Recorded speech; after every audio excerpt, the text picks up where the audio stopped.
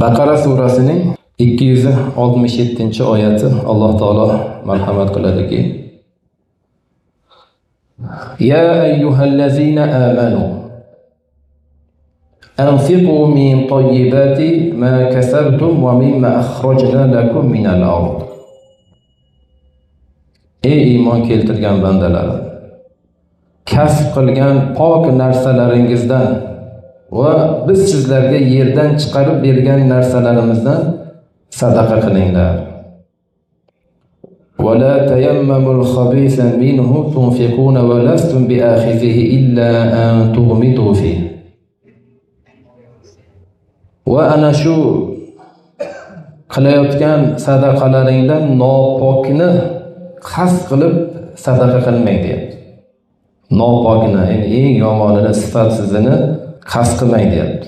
Holbuki agar shuni o'zingizga bersa, o'zingiz ham olmaysiz. Magar ham olsangiz, ko'zingizni yumib jirkanib olasiz ana shu narsani. Ya'ni menga shu narsani menga loyiq ko'ribdim deb olasiz.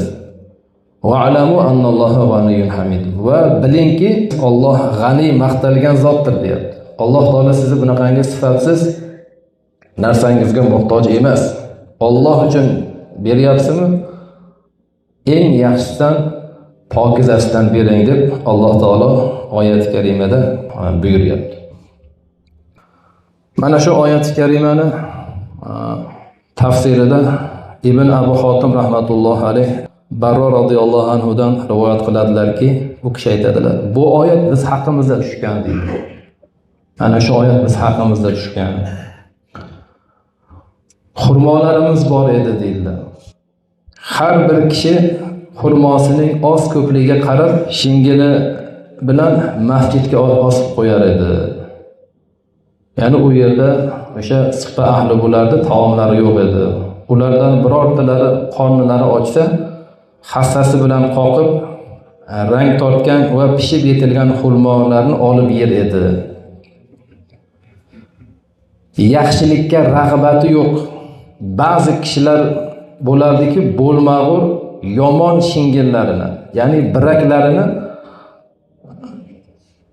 eng xunuklarini olib kelib osib qo'yar edi. Shunda Alloh taolo mana shu oyat karimani nozil qildi. Ya'ni nopokni qasd qilib sadaqa qilmang. Holbuki uni o'zingiz ham olmaysiz.